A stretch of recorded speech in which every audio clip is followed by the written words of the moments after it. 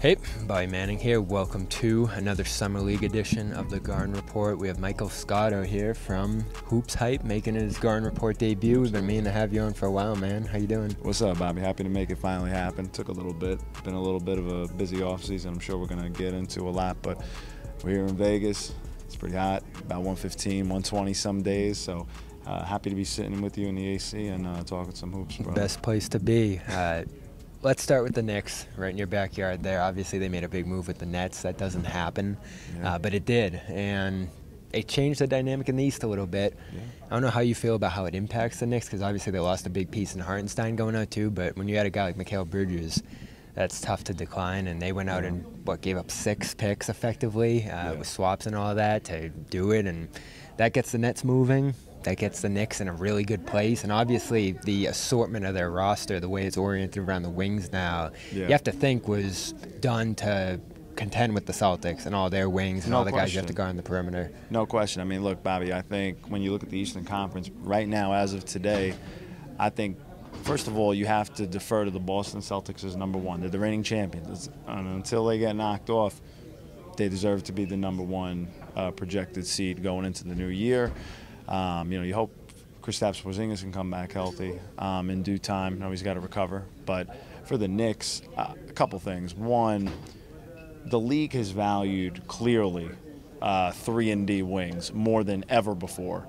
And I think we saw that with the Mikal Bridges trade. We saw that with OG Anunoby nearly getting a max contract effectively, and now being the highest paid player on the Knicks.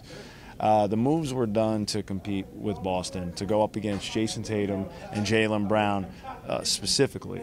Okay. Now, you touched on Isaiah Hartenstein, and I think what it comes down to for the Knicks, they were going to get outbid. They can only pay 4 for 72. And so once that price range was kind of made clear, teams that had cap space, whether it was the Thunder, whether it was the Magic, they wanted to get in there.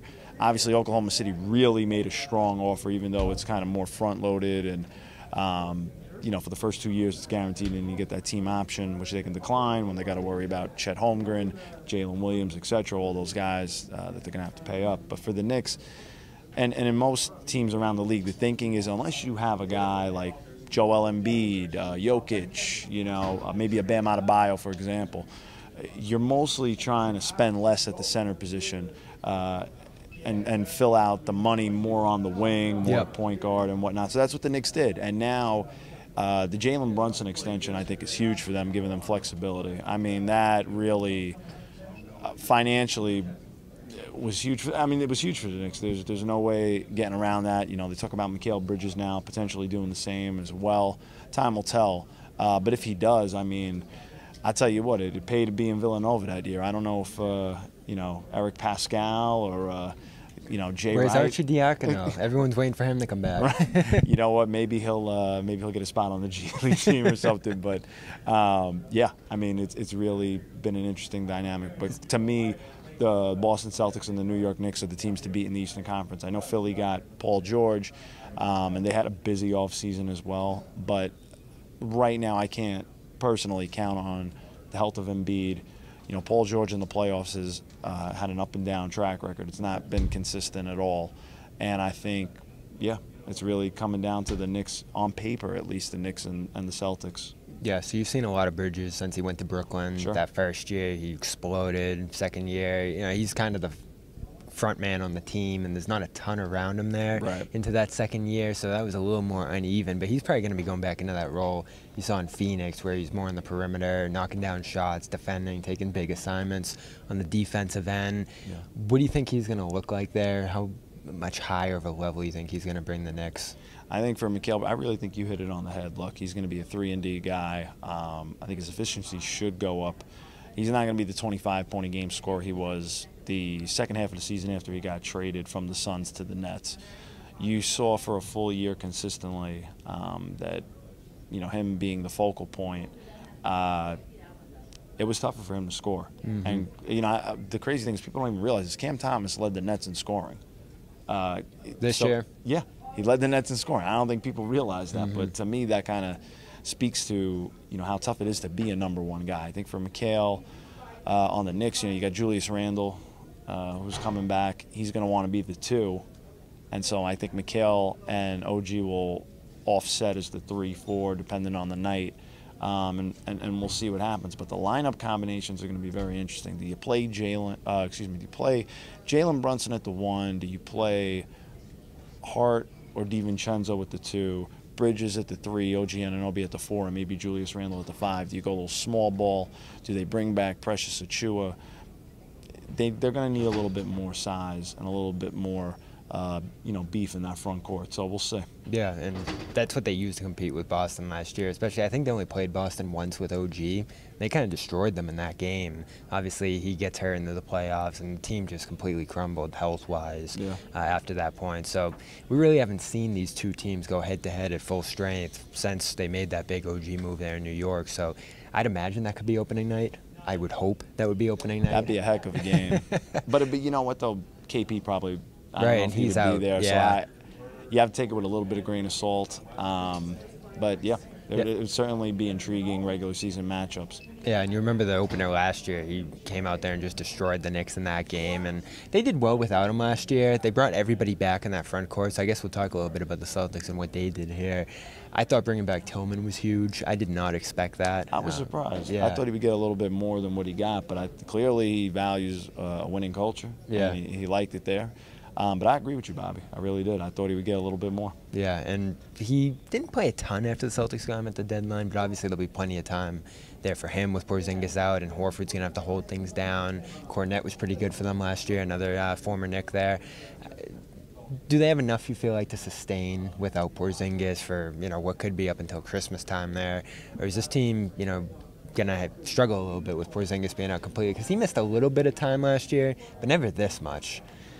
I mean, look, I think certainly the older Al Horford gets, you have to be a little bit more concerned. I know this guy's found the fountain of youth. Mm-hmm. I don't know what he's drinking, if it's wine, if it's extra milk, for his commercials. But to me, there is a little bit of concern there. But I think maybe Xavier Tillman saw that in free agency and said, maybe I'm going to have an opportunity with Kristaps Porzingis. Especially beyond Horford's career, maybe, if this is Horford's last year. Yeah, and you know what? You bring up a valid point. We don't know that yet, but it's certainly plausible. And so I think they've got enough to get by. I think people forget that, Drew Holiday is an excellent rebounding guard. They've got good positional size with Jaylen Brown and Tatum. They can hold down the fort. I think they've got enough overall to get by and thrive, honestly, still. Given their roster construction. They're still better on paper, even without Porzingis, than a lot of teams in the East. Yeah, and they didn't have to do too much this summer. A lot of extensions. Brad's just gone extension crazy since he became GM. Yeah, The Tatum one's a slam dunk, right? The Supermax, you get that done. I was a little surprised about Derek White. He comes in at 126. You're seeing guys sign for like 212 in George's case, and OG Anunoby signed for over 200. So in my mind, I thought he might go to free agency, just see what's out there, maybe stay with Boston in the end for a little bit more than they could have extended for. But they got that done pretty quickly, and that was huge for Boston, I thought. I'll tell you this, Bobby. This is the biggest thing I think people maybe have a misconception about with free agency. Essentially, your own team has to want you, and they kind of set the market, I think, unless it's an Isaiah Hartenstein situation where you have a big suitor. Yeah, and Paul George was going to get a max no matter what. Right. Except for the Clippers. Excuse me, I guess I shouldn't say that, even though. But to anybody outside of the Clippers, he was getting a max if he was going anywhere. So to me, I think when you're looking at those type of situations for Derek White, for example, you got to say to yourself, well, can he go for a little bit more? Maybe, but is the juice worth the squeeze? And I think for Derek being in this situation, he likes it. Essentially, he's kind of comparable money to Drew Holiday anyway. Yep, so about the same. I think that's fair. If another team maybe offered more than that, that's a lot of money. Like certain guys, Bobby, on a team like Derek White is an all-star in his role. Okay. Yep. So, but is he an all-star guy? I don't know. I know he's on Team USA. He can reach that level at times, but... Yeah, but like consistently throughout a whole year, I just think for him this was the best situation. It worked out well for both sides. And I wasn't totally surprised, maybe as much, because I think people think in free agency the grass is always greener on the other side. Not always like that. In today's NBA, I feel like the mid-level even is not being used as much. It seems like it's very broken up, star heavy at the top with the salaries and lower tier guys. Since they've broken up the aprons and whatnot, teams are more spending conscious, except for like Matt Ishbia. Yeah. But pretty much. Yeah, and the Celtics have, in the future, set themselves up for a big, luxury tax bill and all of that with all the extensions here and all the guys that they've had to pay. So they're going to have that come up in about a year from now. Yeah. I want to hit on that, but have you heard anything about O'Shea Brissett? Because obviously he's the only guy, well, Shvi Mihailuk is as well, but there's only one roster spot, and you would have to think after winning a championship the door would be open for him to come back. It is. But he declined that player option and is looking around right now, I guess. I would say that there's a possibility he does come back. It's not out of the question at all, from what I've heard. So, I mean, still a little bit of time. There's no rush, given where the market is right now. But there's definitely a possibility that O'Shea Brissett comes back to the Boston Celtics. Prize Picks is America's #1 daily fantasy sports app. Over 5 million active members. All you do is pick more or less on 2 to 6 player stat projections and watch the winnings just roll in. You can now win up to 100 times your money on Prize Picks with as little as 4 correct picks. You could turn $10 into $1,000. Okay. Well, with the Celtics as NBA champs, the hoop action doesn't stop though on Prize Picks. Women's basketball is still heating up with stars like Caitlin Clark, Angel Reese, looking to make big names for themselves alongside a great like Breanna Stewart. So here's something you could do. Like here's what you could wager. This is something I like to do. Caitlin Clark for more than 3.5 3-pointers made, and Breanna Stewart for more than 23 points. It's that simple. Pick more or pick less. That's how you do it. Download the Prize Picks app today and use code CLNS for a first deposit match up to $100. That's code CLNS on Prize Picks for a deposit match up to $100. Pick more, pick less. It's that easy. There's nothing better during the summer than experiencing a sunny afternoon at the ballpark or maybe a nice summer evening, catching a ball game live, in person, not streaming, not on your phone, not on the radio, not on the TV.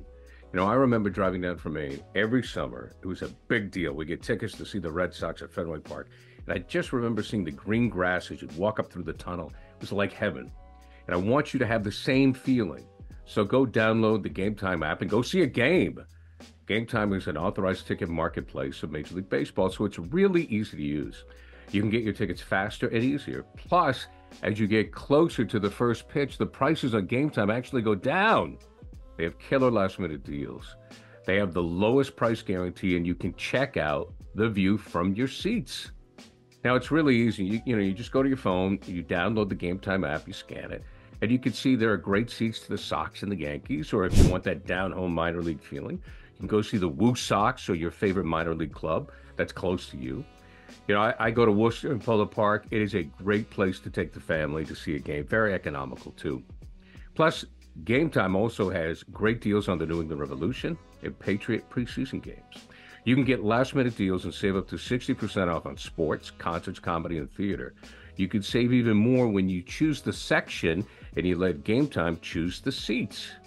You always get the lowest price guarantee, or Game Time will credit 110% of the difference. So take the guesswork out of buying MLB tickets with Game Time. Download the Game Time app today, create an account, and use code CLNS for $20 off your first purchase. Terms apply. Again, create an account and redeem code CLNS for $20 off. Download the Game Time app today. Last minute tickets, lowest prices, guaranteed. And how do you see them managing this big payroll into the future? Obviously, Tatum and Brown can keep those guys around for a long time and try to build out different iterations of this team around them, and I'd have to imagine that's what they're trying to do here with the 2 Supermaxes. But you sign that Holiday extension, that adds a little bit more to the books long term. White, that adds just a little bit more, and then you still have Porzingis here at 30 for 2 more years. So you mentioned the Suns. Yeah. They were, $400 million this year? If the Celtics do a Hauser extension, which I know they have some interest in, you're talking like $500 million in 2026 for them. So maybe if you're a champion, you eat that. But that's maybe that's why Wick is thinking of selling right now at this point, because he's worried about that tax bill coming up. But to me, to me, my thing is, like, if you're a real contender, you got to pay it. Yeah. I just don't. The revenue that you're going to get from going to the playoffs, winning the championship, everything, it should help offset those costs, in theory. I understand it's an exorbitant amount of money you're talking about down the line, but as long as these guys are healthy, I think you continue to ride it out for as long as possible. It's so hard to build up to this point, make all the trades they did, and fit the roster, you know, salary cap-wise, worrying about the first and second apron. While you're below it, you got to shoot your shot for as long as you can. You know, eventually, maybe could they move one of those guys, not Tatum, not Brown. I really think it'd be hard for them to move Drew, you know, especially as he's would be getting older, but I still think he's a great player. You know, Derek, conceivably, there's plausibility there. KP, in theory, but again, I don't think there's an appetite for that ideally. Yeah, and what we've seen this summer, because I was interested to see how teams would handle that. The teams that were in tough positions money-wise just basically let their guys go. There were some minor dumps, but there weren't any major, you know, star-level contracts moving just because teams need to get off their guys. So it looks like teams are just waiting and seeing on that front. And then maybe in a year, I don't know, does Minnesota move Towns at that point as things get expensive? You know, that's what I'm interested to see in the coming years. Well, that's an ownership question as well, too. Yeah, because with A-Rod and whatnot, yeah. Phoenix stood the line. So we haven't seen any major players move yet, in my mind, since the second apron went into effect. I think yet is the key word, Bobby. It's going to happen eventually, you would think. Down the line, just, you know, we'll see one. Yeah, want to give a quick shout out to our sponsor here. Go to the Game Time app, download that today, our official ticket marketplace. Use the code CLNS to get $20 off your first purchase over there. Of course, terms apply. You got WNBA going on right now, MLB, ton of stuff going on, concerts and events. You got the Sphere here out in Vegas. Have you seen it yet? I've seen it from afar. It's on my bucket to-do list. You know, my girlfriend was out here for half the trip. We went out. She wanted to see the Bellagio fountains, so we did that. Took her to Ghost Bar. If you guys don't know, it's in the Palms. And I'm like, oh, yeah, we're going to see the view and everything. And they closed the patio. We still saw it, but to go out there, it's a nice treat if you can do that out here for sure. So some two Vegas attractions from it. I'll have to wait. U2 I would have done, but I don't know about Dead & Company. That's you know, your time. Before my time. Yeah, I would say so. Word to Bill Walton on that one. But I mentioned Hauser. Mm-hmm. He's extension eligible right now. He's an interesting extension candidate. You know, you're going to do your Holidays and Whites and Tatums, of course, there in the starting lineup. But they seem to have interest in extending Hauser as well. Sure. And you mentioned, like, you want to keep your guys and just have them under contract and figure out what to do later. It seems like they want to extend that all the way down to Hauser, not to minimize his impact. He played in the finals and played well. So I understand that. 10 million-ish seems to be, you know, the number there. Maybe that's what one side wants. I'm sure the other side wants a little bit more than that. So could this happen? And what do you think it would end up being money-wise in the end if a deal does get done? I would say the Celtics would want to do something along the lines of Peyton Pritchard. I don't think that's going to end up being realistic. Like 6, yeah. How much was 6? 6, oh, 7-ish. More than that. Yeah. No, never mind. I thought Pritchard was at $8 million for a sec. Yeah. So excuse me on that. But I would say Hauser, I mean, definitely 10 plus, I would think. But honestly, if I'm a guy like him, anytime you're trying to do an extension with a team, you're going to want a minimum, if you're a role guy, more in the mid-level or close to it. So you got to go a little bit more, maybe closer to 13 or higher. I think in an ideal world, he hits 15, and I feel like he would sign that, you know, tomorrow if he could. But we've got a ways to go. Yeah, for sure, and he'll remain an extension eligible throughout the summer. I'll throw one more at you. Around the league, when you look at, you mentioned the Knicks, obviously, they're going to be a big threat in the East. I guess even extending it to the West, who's a contender, maybe a couple different contenders that you feel like are going to have the best opportunity to knock Boston off that championship ledge? Because there has been a new champion, each of the last 6 years now, so it's been tougher to repeat. I mean, Bobby, I think when you look in the West, I look at the young legs. I look at the Oklahoma City Thunder getting They're in my mind, too. Getting Alex Caruso. They've brought the core back. And then I look at Minnesota having a chip on their shoulder. I think internally they're going to realize that they have got to do this sooner than later. You touched on Karl Anthony Towns getting more expensive, that luxury tax bill. What is ownership going to do with that? I think the time is now for them, that there's got to be a little bit of a sense of urgency there. So to me, that's kind of what I'm looking at there, those two teams. But I think right now, I would venture to say most people would say the Oklahoma City Thunder in the West. Denver, they've had some tough losses the last couple of years. Lost KCP. Calvin Booth, is a firm believer that Christian Braun is going to replace his production. They got Peyton Watson as well, but KCP was a really clutch 3-and-D guy in the playoffs. It remains to be seen. It's an X factor if Christian Braun, Peyton Watson can replicate that with a heavier workload in the playoffs. So I like Denver, obviously. They have the best player in basketball, but I think overall from a team perspective, I just think they'll come in with a chip on their shoulder. But again, Oklahoma City, Minnesota, they have the same chip on the shoulder. They're young, they're hungry. And I feel like just with the way the NBA has been structured over the past, 5+ years, we've had different champions. And I think one of these young teams could emerge. I'll throw one more at you, Milwaukee. They didn't do a ton this summer. I like DeLon Wright going there. I'm not. Couple young draft picks. Here's my thing with Milwaukee, Bobby. I think that, one, you need a healthy Brook Lopez. There was a little buzz about him moving this summer. I guess there just wasn't the right deal. Nah, there wasn't. And I think when you look at Milwaukee, you have to see what trade assets you have. And it's Lopez, Bobby Portis, Pat Connaughton, future picks. It would have been the A.J. Johnson pick. Right. And the pick that ended up being Tyler Smith, and that didn't happen. They're always aggressive, trying to improve and win now. I just feel like they're a little bit stagnant. And I think Chris Middleton, due to injury, it's been tough for him to get back to that all-star level, and it doesn't seem like that's going to happen. It seems more like he's got to be on a minutes restriction to maintain his health throughout the season. Giannis is still a great player, and so is obviously Dame. I think Dame will have a better year this year than last year. He'll be more acclimated. He had to deal with some personal stuff, going through his divorce and the move with his kids. So, I think that had some role in it. But ultimately, I just feel like they're behind definitely the Celtics and the Knicks. And I think their health is going to be critical. Them and Philadelphia, I feel like, are in that next tier. But, to win a championship, I don't think they're going to end up being there. Health always crucial. Appreciate Michael Scotto for stopping by here at Summer League. How long are you here for? I've been here since Monday for Team USA. I'm flying out. Today's Monday night on the opposite end of the spectrum. So it's been a fun ride. All right. Check out his coverage. It's amazing. A lot of scoops throughout the summer. Still some work to do this offseason. A lot of free agents still out there. So check out his work and the great team there, Hoops Hype. You guys have a bunch of guys doing great work there. And follow on with us here for more Celtics coverage throughout Summer League. Celtics Lakers tonight and Celtics Hornets coming up on Wednesday. We'll have post games for all of those. And CLNS Media here, player reaction as well. And check out our Celtics All Access YouTube page. That's it for the Garden Report here. Thanks again to Michael, Bobby Manning, and we'll talk to you later tonight.